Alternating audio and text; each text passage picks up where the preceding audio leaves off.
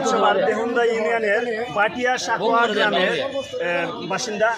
আপনারা জানেন দেহুন্দা ইউনিয়নের দুইটি আঞ্চলিকভাবে বিভক্ত, দুটি ভাগে বিভক্ত।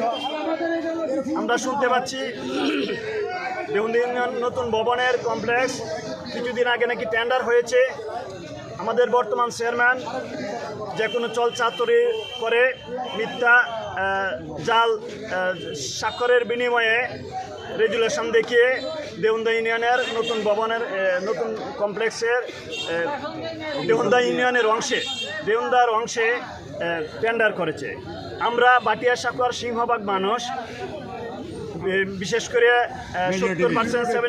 75% লোকের বসবাস বাটিয়া সাকোয়ায়, এবং আমাদের এই যে দীর্ঘদিনের একটা দাবি যে নতুন ভবন যদি কখনো হয় সেটা যেন ইউনিয়নের মধ্যবর্তী স্থানে হয়। এবং মধ্যবর্তী স্থান বলতে 5 নং ওয়ার্ডকে সাধারণত আমরা বুঝি। 5 নং ওয়ার্ড ডিসি রোডে, বিশ্ব রোডের পার্শ্ববর্তী 5 নং ওয়ার্ড। এবং ইতিমধ্যে আপনারা জানেন, দেখেছেন এই 5 নং ওয়ার্ডের বিশ্ব রোডের পাশেই ইউনিয়ন ভবনের নামে ইউনিয়ন ভবন নির্মাণের জন্য ইউনিয়ন পরিষদের নামে 52% জমি বরাদ্দ দেওয়া আছে। আমাদের এই সিংহভাগ মানুষের দাবি, এবং অস্থায়ী একটা কার্যালয় আছে।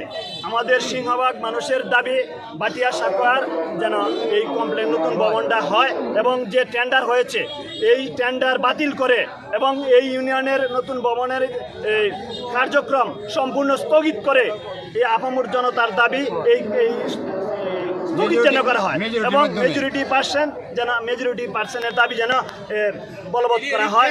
এই দাবি আমাদের উপজেলা নির্বাহী অফিসারের